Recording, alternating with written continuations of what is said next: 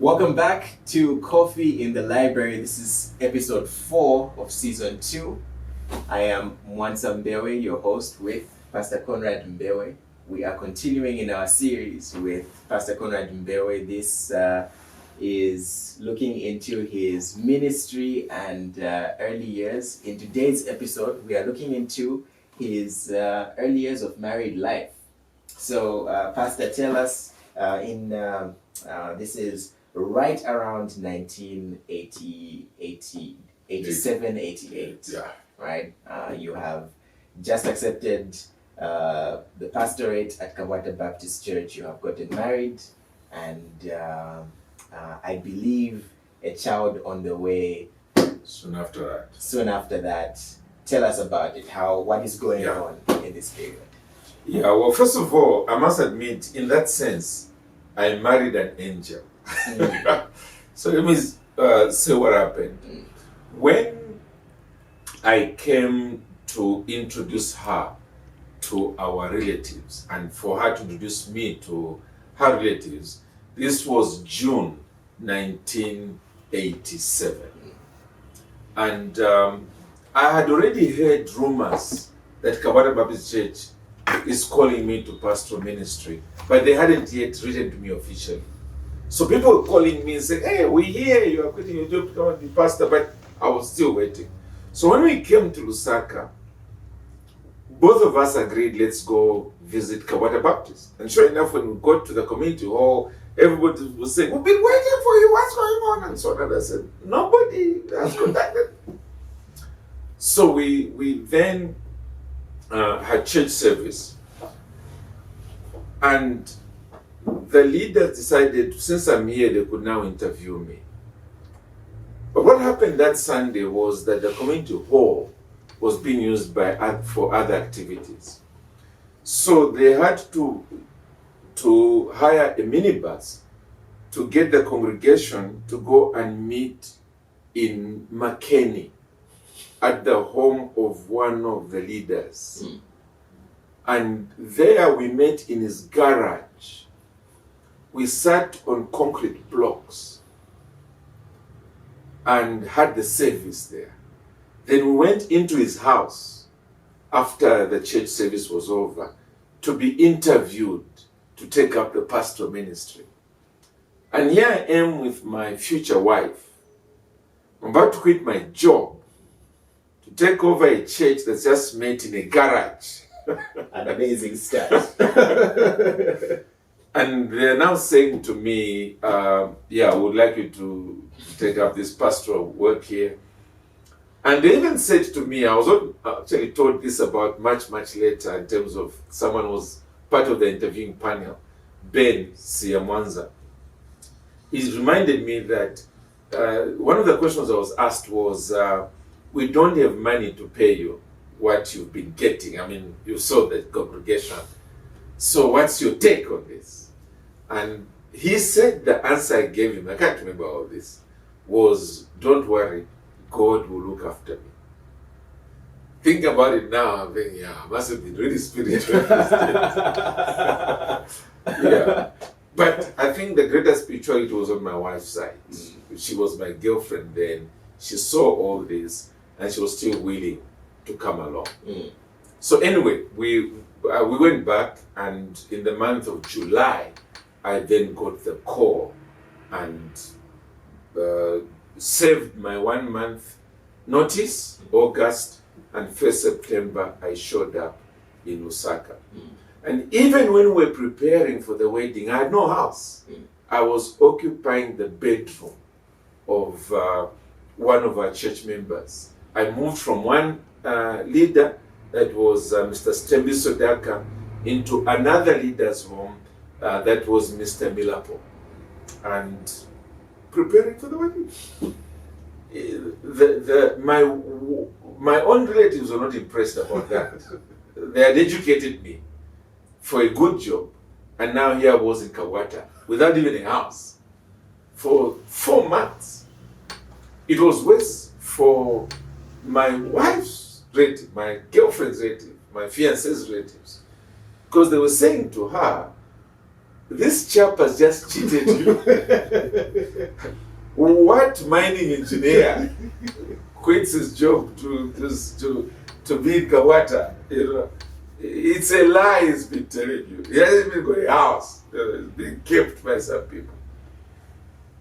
But that's the way it was. Yeah. We went on honeymoon without a house. But thankfully, while on honeymoon, the deacons found a house. So we were arriving back from honeymoon and entering into our first home together. Our first meals were on carton boxes with straw chairs. But we were starting out married life. And she was willing to go through all that with me. Our wedding night was not spent in a lodge or a hotel like a lot of our young people these days. A friend of mine who had just taken on a new job, Joe Taguma, who for many years was an elder at Mount Makulu. He was a bachelor then. He left his bachelor home for us for that one night. And it was in Mutendere Township. Those with humble beginnings. The car that we used for our wedding was not borrowed as a BMW Mercedes Benz. It was a minibus that was being used by Zafes.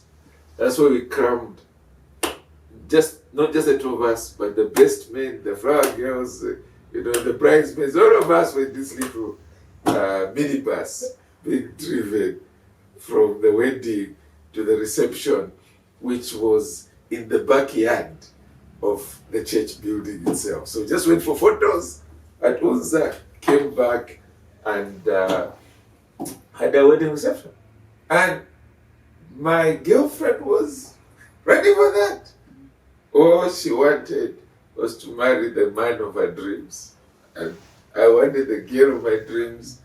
And we went off into marriage and pastoral ministry. Wow. Wow. Wow. So one of the things that you tell people who are getting into pastoral ministry, and I think marriage in general, is that the turbulent periods in life are marriage, changing jobs, and there's a third one. Marriage, changing jobs. I'll probably include changing a city. And changing a city. Yeah, going to a totally new place. Yes, yeah. And you advise not to do both, or not to do any of those two at the same time. Yeah. You just did all three in the space of one. But what were you thinking? Yeah. Maybe I also advise because of that same experience. I see. Yeah. I remember thinking that I had malaria and it wasn't being cured. I didn't know that it was stress. I see. Yes. In fact, I even remember the week before the wedding going to see my auntie so that she could pay for me to go and see a private doctor because I'd gone to the university teaching hospital and I wasn't healing. And I even remember her sending me to the private clinic that was servicing their company. And it was somewhere in the Kamala area. And I got there, the doctor was listening to me, writing the prescription, and sent me to go and get an injection for malaria, actually. And I was supposed to get 1 or 2 injections prior to the wedding, and then 1 or 2 after the wedding. And yeah, I went for the first 1 or 2. I didn't complete the medication because I literally got healed after my marriage. Yeah, so it was obviously the stress. Yeah. The stress of a new pastorate, new town, new preparing for the wedding was stressful, and so forth. So yes, I definitely advise people to handle one at a time. Yeah. For some people, they even do this when they are in their final year of their college or university. It might look like you're saying, okay, I'm just keeping away from activities to do with preparing for the wedding. It's the stress is not just the running around. The stress is you're about to bring somebody into your life permanently. It's stressful. And so, yes, I would advise that we handle one at a time and not go through all the 3 as I did. Yeah. So tell us a bit more about the early years of marriage. What were those like? You have moved into Lusaka. Yeah. You've moved into the new home. What were the early years of marriage like? Yeah, there was there was the joy of marriage that one cannot miss. I now had a companion 24 hours a day, if one would put it that way. Someone that I could speak with about my aspirations, the challenges in pastoral ministry, and so forth. So there was a lot of joy in that. There was the joy of a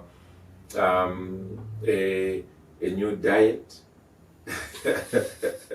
The bachelor diet was over. It was over, fried and cooked eggs with the shima and so on. There was variety now and rich meals. So there was that. There was a house turned into a home now. So it wasn't just utilities. A chair to sit on, a bed to sleep on, and something we call a kitchen. There was beauty, there was loveliness that was brought into home life, and so forth. So, yeah, there was everything to be said for that. There were a few challenges, however. One was that my wife became pregnant literally on honeymoon, and there were the changes that were happening to her as well, where she was not understanding herself, sources of stress that come in that needed managing. And I did not know how to manage a wife. It was my first round. So there were a lot of misunderstandings because I thought she was just being difficult when really it was the hormonal changes that were happening. So I many times did what I obviously later life regretted in the way in which I was relating to her. But she managed that period pretty well, I must say. There were the economics that were taking place then.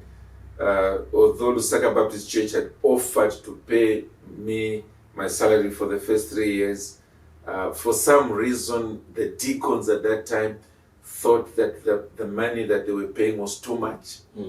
So they cut about 1/3 of it and were utilizing it for other things until Lusaka Baptist got to know about it, and they stepped in a few months later and said, sorry, the other things you should meet, our entire donation goes towards his salary. So they were able to pay me back for that. Until my wife got a job, being a nurse and a midwife for that. It wasn't too long before she managed to get into employment, and that added our income, became a lot more comfortable. So I'm ever grateful. I think almost the whole of my pastoral ministry, her salary has been bigger than mine. For which I'm grateful. There have been pockets where that has been reversed. but it enabled us to begin purchasing the household supplies and provide for ourselves without borrowing money to buy the bigger things. Would save and then buy those items and so on. So that was very helpful. And then, of course, the children began coming in one by one. So there was that extra aspect of you've got a working wife, you're also working, and then there's a child that's coming. So we had to bring in extra hands to help so that entire ecosystem was being managed. In those days, Kabwata Baptist Church did not have a church building, it didn't have a pastor's house. We, in many ways, had to learn to deal with those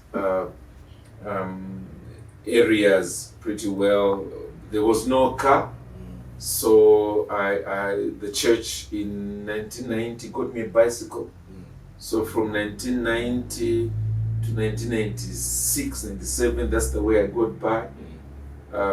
I remember the early years taking our eldest son, putting him at the back and riding, taking him to school, while my wife walks as she goes to jump onto minibuses to go to work. I wouldn't say it was hard, because it becomes hard when you had a better life and then you go backwards. But for me, that was just life. Especially that even at church, at the most, there would only be one car. And it was now Professor Douglas Conrad's car. But at that time, he hadn't yet gone into that sphere of life. So it was his company car. And the way pastoral visits would happen is that on Sunday, he would pull out his diary and say, okay, so where will you be doing visitations? And I would tell him which day and so on. And he would say, okay, so you cycle there, but going back home, we'll throw your car into the back of my car, which is really your bicycle in the back of my car, and then I'll drop you off at home. So that's the way oversight visits were done during the course of the week and so forth. And that was just life. Cycle there, visit, and it's dark. He arrives with his car, put my car into his and get dropped off at home. My wife has already come home, she's cooked, she's breastfed our son, and we'll go into the evening. So that was more or less life in the early years of Kabwata Baptist Church. Then in 1990, we managed to get the church plot, and we specifically agreed that the first property to be built there is not the church building, but the pastor's house. Not because I was being selfish, but it was because in those days, when paying rentals for a house, you paid 1 year in advance. So we had to borrow money from Lusaka Baptist Church in order to pay the landlord. And then the first 6 months of the year, we were paying back Lusaka Baptist Church the interest-free loan.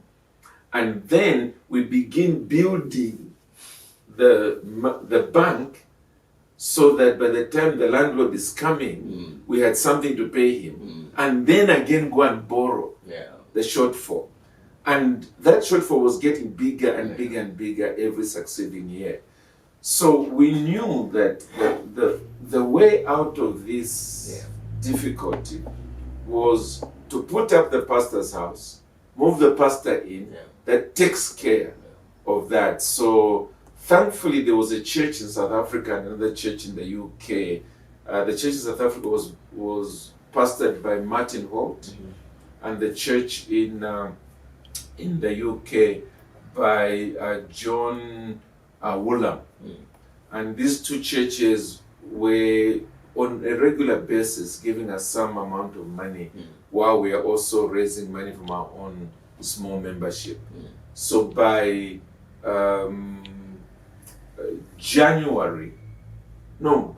by June 1994, so it took us about 3 or so years to put up the house. In fact, it was just 4 walls and a roof, basically. Apart from my own bedroom and the sitting room, the rest of the house didn't even have the ceiling. It wasn't even painted, really. We were ushered in so that they could now save on rentals and so forth. So those were the early years of our pastoral ministry. And by that time, you were born, and Mwape, in fact, Mwape had just arrived. It was this little baby that moved into the new house. Yeah. One more question to wrap it up.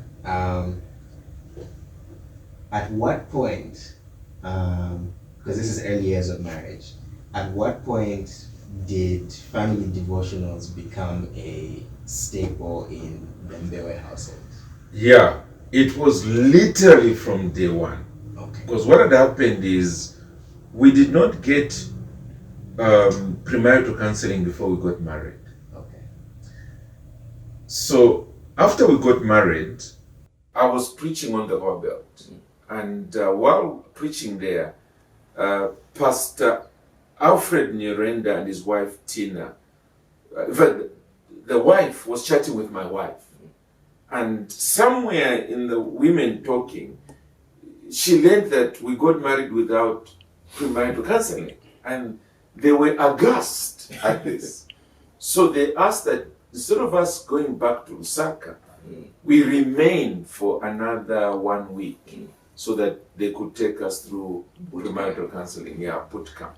So it was post-wedding, but really premarital stuff. And one of their major lessons was called God in the Home. And part of God in the Home was having family devotions. So from there, we went into our marriage literally, religiously maintaining devotions together. My wife and myself, and then as the children were coming in, it was just part of almost every day. Somewhere around mealtime, there would be a hymn book and the Bible, going through one kind of lesson or the other, just beefing up our spiritual lives. And so, yes, when our children were born, it was just the order of the day, modifying it to suit them. The children have since left home. It's just continued, except now instead of being in the evenings, we have it in the morning. Yeah. Wow, that is interesting. So early years of marriage, very turbulent, but interesting nonetheless. This has been Coffee in the Library. We'll hear from one of our sponsors and then come back for our book of the week.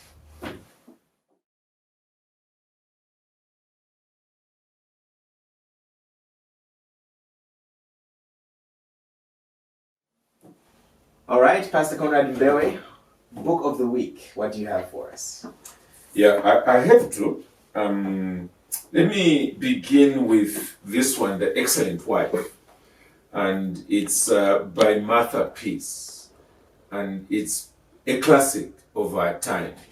It basically opens up Titus chapter 2 on the godly woman training the younger women. So who she is, and then also what values to pass on. I'd like to encourage any husband to buy such a book or borrow so that the wife reads, or any wife to borrow and read this book. It sets a good foundation for a wife going into her marriage and continuing there. But also we were talking earlier about family devotions.